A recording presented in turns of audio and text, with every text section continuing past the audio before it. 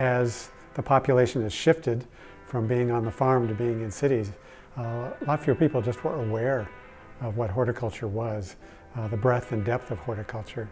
And so we really felt the need to try to start a movement to let people know what the opportunities were.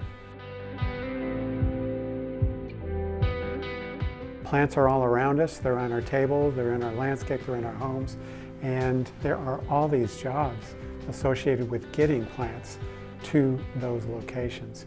It's everything from plant breeders coming up with new varieties of vegetables, new varieties of fruits, new flowers, to the folks who produce the seeds, the cuttings, to the greenhouses, the fields where all these things are grown, to the marketing, to the post-harvest that gets all these things into our homes, into our businesses.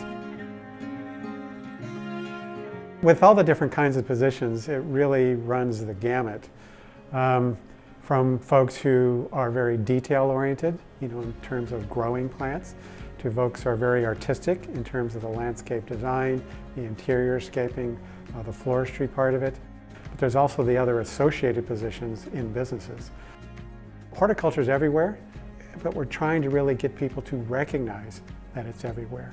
Because sometimes when something is so common, it's easy just to tune it out.